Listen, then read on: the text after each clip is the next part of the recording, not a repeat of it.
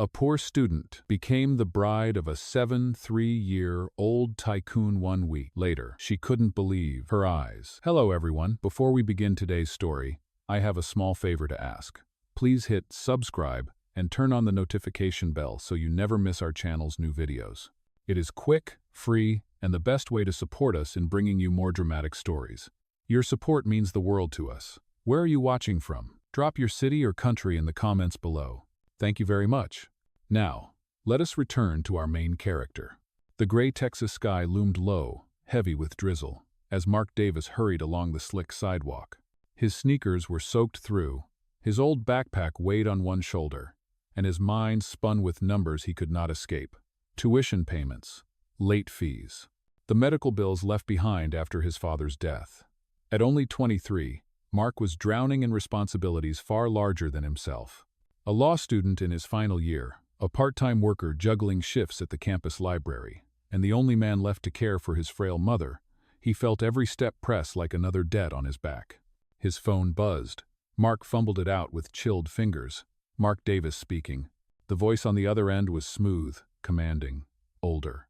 "Mr. Davis, this is Eleanor Brooks. I would like to meet you. It is about your financial situation." He froze mid-stride. "I am sorry. Who? How do you expect it?" "I know enough," the voice cut him off. "Meet me tonight, Brooks Bistro, 7 o'clock sharp. It is important." The call ended. Mark stood there stunned, the rain dripping from his hair, unsure if this was some cruel prank or a lifeline. Hours later, he found himself pushing through the glass doors of Brooks Bistro. The warmth inside wrapped around him instantly. Polished wood floors, chandeliers dripping with crystal, the faint scent of roasted duck and cinnamon. It felt like stepping into another universe, one reserved for the wealthy and untouchable. In the corner sat Eleanor Brooks. Her silver hair framed a face both severe and graceful, her tailored suit crisp as if it had never known a wrinkle. She gestured with a steady hand. "Sit, Mr. Davis." Mark obeyed, heart pounding. "Ma'am, I do not understand. Why am I here?" Her eyes, sharp as cut glass, met his without blinking. "Because you are drowning. Debt, obligations, fear. And I have a solution." He leaned back, uneasy. "What kind of solution?" She set her porcelain cup down with perfect poise. "Marry me." The words dropped like a hammer between them. Mark blinked, convinced he had misheard. "Excuse me?" "You heard me," she said calmly. "This is not about romance. It is a contract. You will be my husband in name, my companion at public events. In return, your debts vanish. Your mother's care is secured. Your future is yours again." Mark gave a short, disbelieving laugh, but it died quickly in the quiet air. He looked at her again, at the diamond pin on her lapel, the stillness of her posture. She was serious. "Why me?" he whispered. "You do not even know me." "Because you are young, unattached, desperate enough to consider the unthinkable." Her tone softened just slightly, the first crack in her marble-like mask. "And because I do not need love, Mr. Davis. I need someone to stand beside me, to carry my name into a world that feeds on vultures and whispers. Think of it as a transaction. You save your family. I save my legacy." The rain beat harder against the restaurant window. Mark stared at the distorted reflection of himself in the glass-wet hair, thin shoulders, eyes heavy with exhaustion. Could he do this? Could he marry a woman 50 years older than him, a stranger, just to survive? Eleanor leaned in, her voice low, pressing. "Your mother's prescriptions, your sister's tuition. You will not hold them off much longer. This offer will not stand forever." His throat went dry. Every instinct screamed to walk away, to hold on to what little pride he had left. But pride did not pay rent. Pride did not buy medicine. Mark rose from the table, heart racing. I need time to think." "Who?" Her lips curved into the faintest smile, cold but knowing. "Of course, but do not take too long, Mr. Davis. Some choices only knock once." Outside, the rain was relentless, soaking through his jacket as he walked back into the night. But in his mind, the storm was louder. A proposal unlike any other now hung over him, a deal that could save him or destroy him. And deep down, Mark already knew. His life would never be the same again. The next morning, Mark sat at the small kitchen table of their rented house. The air smelled faintly of damp plaster, The heater rattled weakly in the corner, and his mother stirred sugar into her tea with trembling hands. Her face looked pale under the fluorescent bulb, but her eyes were gentle, searching his. "Mark," she said softly, "you have been pacing all night. What is it?" He hesitated, fingers twisting the strap of his backpack. Then the words tumbled out. "A woman offered me something insane. She said she would pay off our debts if I married her." His mother blinked, setting the spoon down carefully. "Marry her? Who is she?" "Her name is Eleanor Brooks. She is 73, wealthy, powerful. She said it would not be real love, just a contract. She wants a companion, a name to stand beside hers." The silence stretched. Rain tapped against the window pane. His mother's lips parted, but she did not look shocked. She looked tired, like someone carrying a weight too long. "And what did you say?" "I told her I needed time." Mark's voice cracked. "It is madness, Mom. I cannot marry a woman I do not love. I cannot sell myself just to survive." She reached across the table, her thin hand gripping his. "Mark, listen to me. You are drowning. I see it every day. You are burning yourself out, trying to hold us together. If this woman can save you, maybe it is worth considering." His throat closed. "You are asking me to give up everything I believe in." "I am asking you to save yourself," she whispered. "To save us." That night, he returned to Brooks' Bistro. Eleanor was already there, her tablet resting on the table, her presence as steady as before. She glanced up briefly when he approached. "Have you decided?" Mark's chest tightened. He thought of the bills piled on his desk, his mother's failing health, his sister's tuition waiting like a storm cloud. He thought of the endless nights of exhaustion, of trying to fight battles he could not win alone. "I will do it," he said finally. For the first time, Eleanor smiled fully. It was not warm, but it was decisive. She set the tablet aside. "Good. The arrangements will be made immediately." 1 week later, Mark stood in a courthouse, the scent of polished wood and old paper surrounding him. The suit he wore was new, provided by Eleanor's assistant, but it felt like borrowed armor. Beside him, Eleanor looked regal in a pale silk dress, her silver hair gleaming under the overhead lights. The officiant read the vows quickly, almost clinically. "Do you, Mark Davis, take Eleanor Brooks to be your lawfully wedded wife?" His voice faltered, but the answer came. "I do." "And do you, Eleanor Brooks, take Mark Davis to be your lawfully wedded husband?" "I do," she said smoothly, as if she had been practicing for years. "By the power vested in me by the state of Texas, I now pronounce you husband and wife." Mark felt a strange hollowness as the words echoed. This was not a love story. This was survival. He glanced at Eleanor. She turned to him with a smile that did not quite reach her eyes. "Welcome to your new life, Mr. Davis," she said. As they stepped out into the drizzle, the courthouse doors closing behind them, Mark caught his reflection in a puddle. A young man with tired eyes, standing beside a woman old enough to be his grandmother, carrying a last name that now bound them together. He could not tell if he had just saved his family or sold his soul. The following evening, a black sedan carried him up the long driveway to Eleanor's estate. The mansion loomed like a monument to old money, its stone columns and sweeping gardens, lit by golden lamps. Mark stepped out, suitcase in hand, feeling like a trespasser in a dream too big for him. Inside, the foyer was vast and cold. Eleanor's voice carried across the marble floor. "Welcome, Mr. Davis. I trust you will find everything satisfactory. Dinner is at 7. A housekeeper led him to his room. The furnishings were antique, the curtains heavy, the bed enormous. Yet despite its opulence, the space felt untouched, like a museum where nothing truly lived. At dinner, they sat at opposite ends of a long mahogany table. The food was exquisite, plated with precision, but the silence was heavier than the chandelier above. Eleanor's fork moved with surgical elegance as she asked, "Are you settling in?" Mark forced a smile. "It feels different, like I will get lost here." Her eyes flicked up, sharp and unreadable. "You will learn." The clink of silver echoed in the cavernous room. Mark looked down at the gleaming plate before him, then at the woman who had just become his wife. Somewhere deep inside, he wondered if he had just stepped into a life of salvation, or into a gilded prison. Mark woke the next morning to sunlight cutting through the heavy curtains. For a brief moment he forgot where he was. The sheets were silk, the bed larger than his entire dorm room, the ceiling high enough to echo. Then the memory came rushing back. The courthouse, the vows, the mansion. He was no longer simply Mark Davis, law student. He was Mark Davis, husband of Eleanor Brooks. The estate felt eerily quiet as he wandered downstairs. Every polished surface seemed to reflect his unease. Staff moved silently through hallways, their eyes respectful but distant. At breakfast, Eleanor was already seated, reading from a leather-bound folder. Without looking up, she said, "Good morning, Mr. Davis. Sit." He obeyed. The table was lined with pastries, eggs, fruit sliced with precision, food he had only seen in magazines. He reached for toast, but barely tasted it. Eleanor finally glanced at him. "We will attend a charity gala this Saturday. You will wear what my tailor provides.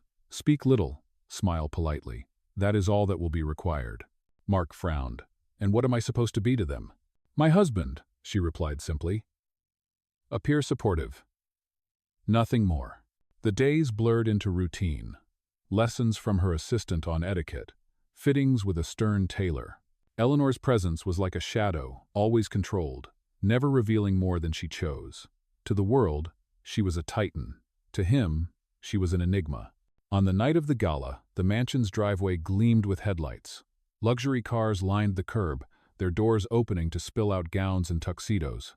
Mark stood stiffly in his tailored suit, feeling like a boy playing dress-up. Eleanor, beside him, radiated authority in a gown of deep emerald that made her silver hair glow like ice under the chandeliers. Inside, crystal chandeliers bathed the hall in golden light. A string quartet played softly, while servers floated with champagne trays. Eleanor moved through the crowd with effortless grace, greeting senators, CEOs, and old money families who treated her like royalty. Mark trailed beside her, nodding when introduced, his smile practiced but uneasy. The whispers followed them. "Is that her new husband? He looks so young. She must have plucked him out of nowhere." At one point, a reporter stepped forward, microphone raised. "Mr. Davis, many people are curious. What drew you to Mrs. Brooks? Love at first sight?" Mark froze. His throat went dry. He could feel the weight of every eye on him. Eleanor's expression remained calm, but her hand tightened slightly on his arm, a silent command to answer. He drew a breath. "Respect," he said, his voice steadier than he felt. "Mrs. Brooks is one of the most remarkable people I have ever met. Anyone in my position would be honored to stand beside her." The reporter blinked, taken aback. Cameras flashed. Around the room, the whispers shifted, some surprised, some approving. For the first time, Eleanor's eyes softened when she looked at him. Later, after hours of forced smiles and endless small talk, they returned to the mansion. The house seemed even quieter after the noise of the gala. Mark loosened his tie, exhausted, when Eleanor spoke from across the foyer. "You handled yourself well tonight," she said. He gave a short laugh. "I thought I was going to choke." "You did not." For a brief moment her mask slipped, and there was almost warmth in her tone. Then she turned away. "Get some rest. Tomorrow will be busy." That night, lying awake in the vast bed, Mark stared at the ceiling. He had entered this marriage for survival. But somewhere in the golden hall of the gala, beneath the whispers and the flash of cameras, something had shifted. For the first time, he wondered if this arrangement, this strange union of desperation and wealth, might become something else entirely. And in the silence of the mansion, Mark realized he was no longer thinking only about debt and survival. He was thinking about Eleanor Brooks herself, the woman behind the emerald gown, the one who carried power like armor but revealed loneliness in the smallest cracks. And that thought unsettled him far more than any contract ever could. The rain returned 2 nights later, drumming against the tall windows of the Brooks estate. Mark sat at the long dining table again, the food untouched on his plate. Across from him, Eleanor Brooks cut her steak with perfect precision, her posture as flawless as the crystal chandelier above them. Silence stretched between them, until Mark finally spoke. "Do you ever get tired of it?" Eleanor lifted her eyes. "Tired of what?" "This." He gestured at the cavernous dining hall, the endless staff, the constant performance. All the appearances, the eyes watching, the whispers. For the first time, Eleanor's fork stilled. She set it down carefully, folding her hands. "You think wealth is freedom, Mr. Davis. It is not. It is a cage, just larger and gilded. Mark leaned forward. Then why keep living in it? Her gaze hardened, though her voice was calm. Because once you have built an empire, you cannot simply walk away. If I let go, the vultures would take everything. He studied her in the dim light, seeing beyond the emerald gowns and flawless composure. There was something else in her eyes tonight, loneliness. After dinner, he stepped out onto the balcony, the cool night air sharp against his skin. He leaned on the marble railing, listening to the rain hit the stone garden below. Moments later, Eleanor appeared beside him, a shawl draped over her shoulders. "You handled the gala better than I expected," she said quietly. He chuckled. "I thought I was going to collapse under those questions." "Yome?" Her lips curved into something almost like a smile. "You surprised me." Mark glanced at her, then back at the city lights in the distance. "You surprised me too." For a long moment, neither spoke. The rain softened, leaving only the sound of their breathing and the faint hum of the city far away. Eleanor's shoulders seemed less rigid, her expression less guarded. Mark realized he was no longer looking at a tycoon or an employer. He was simply looking at a woman who had lived too long behind walls. Days passed. Lessons continued. Dinners were served. Events were attended. But the air between them had shifted. Their conversations grew longer, sometimes carrying into midnight. Mark found himself learning the rhythm of her silences, the stories she rarely told. She had once dreamed of children, of a family, but work had consumed everything. She admitted she feared dying with her name etched on buildings, but no one left to mourn her. One evening, after another exhausting dinner with investors, Eleanor retreated early. Mark found her in the library, sitting alone by the fire, her eyes fixed on a portrait above the mantel. A younger Eleanor stood beside a man in the painting, her late husband, now long gone. Mark entered quietly. "You miss him." Eleanor's jaw tightened. "He was my partner. Together we built what you see. When he died, I kept building because I did not know how to stop. Now I have only walls left." Mark sat across from her, the firelight flickering on his face. "You are not alone anymore." The words hung heavy. Eleanor looked at him, truly looked, as though measuring if he meant it. Then she rose abruptly, gathering the shawl around her shoulders. "Do not say things you do not mean, Mr. Davis." She left the room, her footsteps fading down the marble hall. Mark sat by the fire, his heart racing. He had told the truth, and for the first time he realized he wanted her to believe it. That night, lying awake in the vast bed, he could still see the loneliness in her eyes. Their marriage had started as a transaction, nothing more than signatures on a page. But piece by piece, the line between contract and connection was blurring, and Mark knew deep down that the most dangerous part of this arrangement was no longer the money, or the whispers, or the power of Eleanor Brooks. It was the possibility that somewhere within the walls of this mansion, he was beginning to care for her. The weeks slipped by, each day weaving Mark deeper into the strange rhythm of his new life. What had once been unbearable silence at the dinner table had softened into occasional conversations, and sometimes even quiet laughter. Yet, underneath it all, Mark knew this marriage remained a contract written in ink, not in love. On a crisp Saturday morning, Eleanor's driver pulled the car up to the steps of the city's grandest ballroom. The Brooks Foundation was hosting its annual charity auction, a night that would draw the wealthiest, most influential names in the country. As the car rolled to a stop, Eleanor adjusted the diamond brooch at her collar, her expression composed, every inch the untouchable tycoon. "Remember," she said calmly, her voice carrying both command and caution, "you are to stand by my side, greet who I greet, and say little. Do not improvise." Mark nodded, though inside his chest his heart pounded. He stepped out with her into the flash of cameras. Shutters clicked, reporters shouted questions, the chaos of wealth and spectacle closing in on him. Eleanor, however, moved with regal stillness, every gesture measured, every smile practiced. Inside, the ballroom glowed with chandeliers and gilded walls. Crystal glasses chimed, violins played in the corner, and servers carried trays of champagne. Mark followed Eleanor, watching as she greeted senators, judges, and captains of industry. He felt like an imposter, a poor student wrapped in borrowed silk. Midway through the evening, a cluster of reporters cornered them near the stage. One leaned forward, microphone raised. "Mrs. Brooks, many are whispering about your new marriage.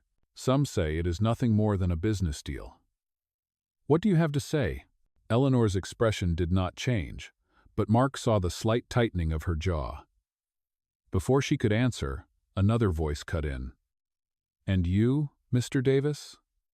You are young, poor, and unknown. Did you marry her for money? The words struck like a slap. The crowd turned, eyes narrowing, eager for scandal. For a split second, Mark felt himself drowning again, the same helpless panic from months before. But then he looked at Eleanor. She stood tall, her chin lifted, but in her eyes he saw something she never showed the world fear. He drew a breath and faced the crowd. I will tell you what money cannot buy, he said, his voice steady though his hands trembled. It cannot buy dignity. It cannot buy loyalty. And it cannot buy the kind of respect I have for Eleanor Brooks. She has given her life to building a legacy that helps thousands. If standing beside her makes me look foolish, then I am proud to be a fool. For a moment, silence. Then the flashes resumed, brighter, faster. Murmurs spread through the room. Eleanor turned her head slowly, her eyes on him, unreadable but softer than he had ever seen. Later that night, when the auction ended and the guests had gone, they returned to the mansion. The ride was quiet, the hum of the engine filling the space between them. Mark stared out the window, replaying every word, wondering if he had overstepped. As they entered the grand foyer, Eleanor stopped him with a single word. Mark. He turned. She studied him in the dim light, her expression unreadable. Then she said quietly, You did well tonight. He managed to smile. I thought I embarrassed you. No. Her voice dropped lower, almost tender. You reminded them and me that I am not untouchable. The moment hung fragile in the air. She stepped past him, her heels clicking softly on the marble floor, leaving him standing there with a storm in his chest. That night, lying in bed, Mark could still hear her voice. Not the Eleanor Brooks the world saw, but the woman who had let down her guard, if only for a moment. And for the first time since the courthouse, Mark realized he no longer thought of this union as a sentence.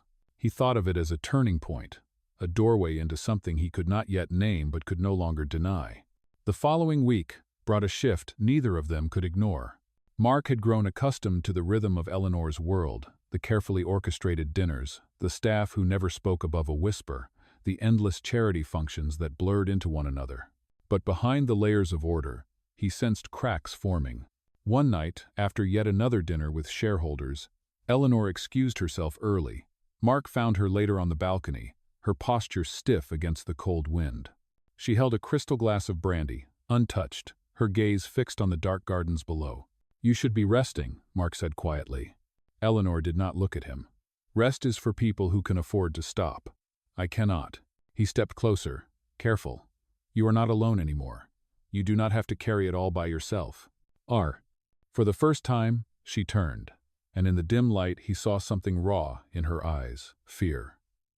Do not promise me things you cannot keep, Mark. I have lived long enough to know words are cheap. He swallowed, unsure how to answer. But instead of replying, he reached for the glass in her hand, setting it down on the stone railing. For a long moment, they simply stood together, listening to the wind move through the hedges. Over the next few days, their conversations shifted. Eleanor began to reveal fragments of her memories of her late husband, regrets about the family she never built, the weight of being a woman in a world that expected her to be colder than steel. Mark listened, not as a contractual husband, but as someone who cared. He found himself memorizing the small details, the way her voice softened when she spoke of the past, the fleeting vulnerability when she thought no one noticed. It was late one evening when he discovered her in the library again. She sat near the fireplace, shoulders slumped, staring at the portrait of her younger self and the man she once loved. You never stop missing him, do you? Mark asked, stepping into the warm glow of the room. Her lips pressed into a line. I learned to bury it beneath work. But yes, some ghosts never leave. Mark lowered himself into the chair opposite her. The fire cracked, throwing sparks into the air. Maybe ghosts are not meant to leave. Maybe they remind us what we cannot afford to forget. She studied him, her eyes glimmering in the firelight. You sound far older than 23. Life made me old, he replied softly. Something shifted in her expression. The wall that had stood so tall around her seemed to lower, if only for a heartbeat. She looked away quickly, as though ashamed of the crack in her armor. "This marriage is still a contract, Mark. Do not mistake my honesty for more than it is." He leaned forward. "And if it becomes more?" Her breath caught. She did not answer. Instead, she rose abruptly, gathering the shawl around her shoulders, and left him with the fire. Mark remained seated, staring at the flames. His chest ached with confusion. When he had walked into that courthouse, he had sworn this arrangement would never be more than survival. Yet now, with every shared glance, and every unspoken truth, he was beginning to fear the truth he wanted it to be real. That night, as the mansion slept, Mark lay awake listening to the rain tapping against the windows. He no longer felt like a guest in a stranger's house. He felt trapped in something far more dangerous. Not a contract, not a cage, but a feeling that could burn everything down if he let it. And for the first time, he asked himself a question that terrified him. If Eleanor Brooks offered him her heart instead of her fortune, would he take it? The storm came not from the sky, but from within the mansion's marble walls. It began when Eleanor's nephew, Charles Brooks, arrived unannounced. He was in his 40s, dressed in an expensive suit that failed to disguise the bitterness etched across his face. Mark met him in the foyer, where Charles's eyes swept him with open contempt. "So this is the boy," Charles sneered. "The student who married my aunt. You must think yourself very clever." Mark stiffened. "I do not owe you an explanation," Charles smirked. "Oh, you will, because while you play husband, I have been gathering signatures. Investors are nervous. They are asking questions. A 73-year-old widow suddenly marries a broke law student? They see scandal. They see fraud." Eleanor entered then, her presence sharp as steel. "Enough, Charles." "Bye." Her nephew turned, his voice dripping with false politeness. "Aunt Eleanor, I am only protecting the family name. The board will not tolerate this farce. They are ready to demand your resignation unless this arrangement ends." His eyes slid back to Mark like a blade. "And when it does, the company will be mine." Mark saw Eleanor's face tighten, but she did not flinch. "You are mistaken if you think threats will sway me. I built this empire. I will decide its future." "Ver." Charles leaned closer, lowering his voice, but not his venom. "The shareholders want proof your marriage is real. Otherwise, they will treat it as a stunt. They will strip you of everything." With that, he left, his laughter echoing down the hall. The silence that followed felt heavier than stone. Mark turned to Eleanor, but she had already walked past him into the study, her composure cracking only in the set of her shoulders. That evening, Mark found her sitting at the desk, papers scattered around her. Her hand trembled slightly as she held a pen. For the first time, he saw fear, not hidden but raw. "They will try to destroy me," she said quietly. "They do not care what it costs. To them, I am just a woman who has grown too old, who should step aside. And now they will use you to prove it." Mark swallowed, anger burning in his chest. "Then let me stand with you. Let me fight." "Duh." She looked up, startled, as if she had not expected him to offer anything beyond obligation. Her lips parted, but no words came. That night, Eleanor retreated to her room, leaving Mark alone with the echo of her vulnerability. The contract had promised distance, protection, control. But what they faced now was no longer about survival, it was war. And for the first time since he signed his name on that courthouse document, Mark realized he no longer cared about the money. He cared about Eleanor Brooks, and he would not let her be destroyed. The board meeting was called 3 days later. The Brooks estate had never felt so tense. Chauffeurs lined the driveway with sleek black cars, and inside, the great hall was filled with men and women in sharp suits, their voices low but pointed. Mark sat at the far end of the long oak table, hands clasped tight, while Eleanor stood at the head, her posture regal, though her eyes betrayed the weight pressing down on her. Charles Brooks wasted no time. He rose with a stack of papers in hand. "Ladies and gentlemen, the situation is clear. Our chairwoman has compromised the reputation of this company. She has married a penniless law student less than half her age. The press calls it scandalous, and our shareholders are losing faith. For the good of the company, we must demand her resignation." A murmur rippled through the room. Some nodded in agreement, others whispered uneasily. Mark felt every pair of eyes flicker toward him, filled with judgment. Eleanor raised a hand, her voice calm but unyielding. "I will address this." The room quieted. She looked directly at Charles, then swept her gaze across the board. "Yes, my marriage was unconventional. It began as a contract. I will not deny that."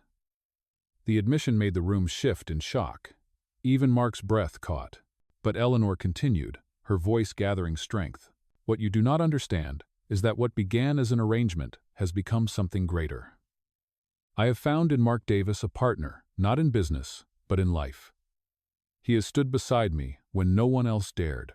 He has faced your accusations with more dignity than many in this room possess. If you doubt our bond, you doubt me. And I will not let this company be ruled by fear and prejudice."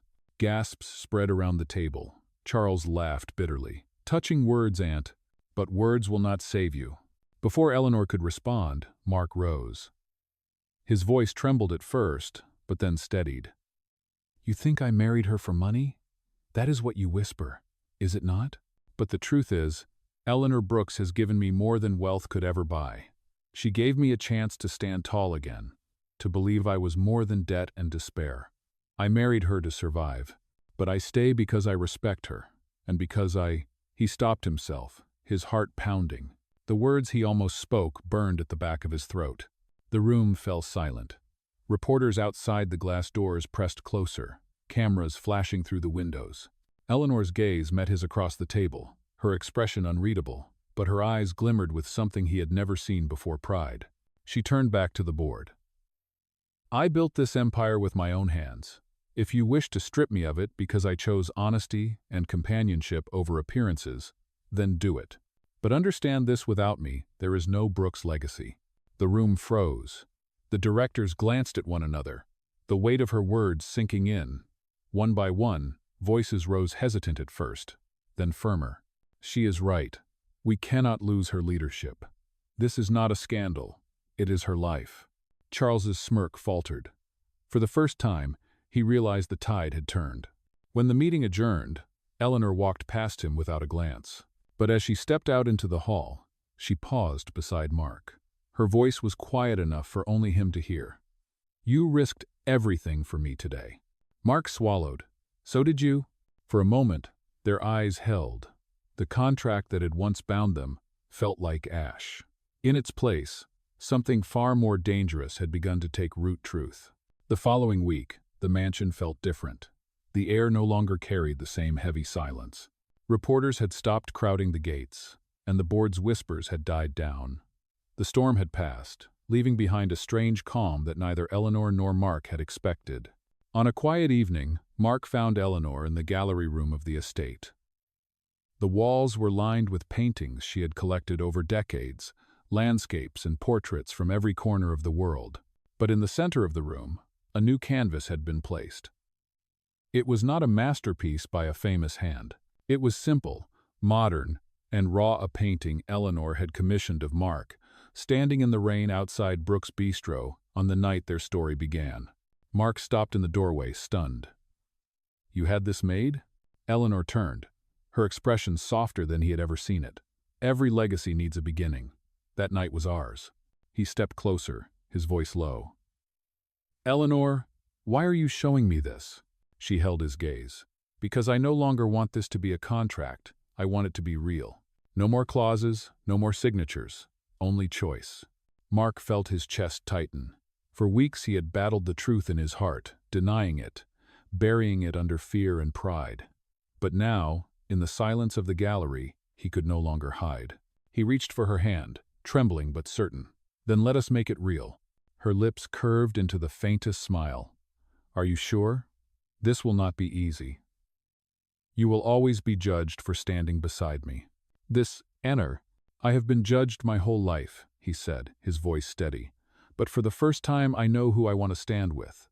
The next day, Eleanor surprised the city once more. At a small ceremony, surrounded not by reporters or shareholders, but by a handful of trusted friends, she and Mark exchanged vows again, this time without contracts, without legal jargon, without conditions, only promises. As the minister spoke the words, Eleanor's hand tightened around his.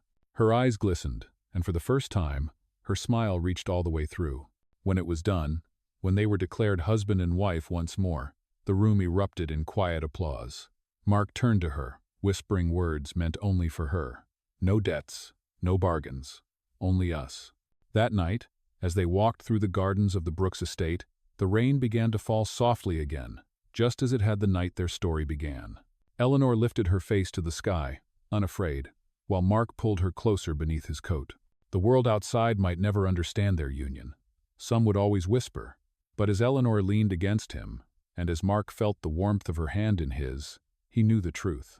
This was no longer a marriage of survival. It was a marriage of choice, of dignity, of love. And for both of them, it was the beginning of a life they had never dared to imagine.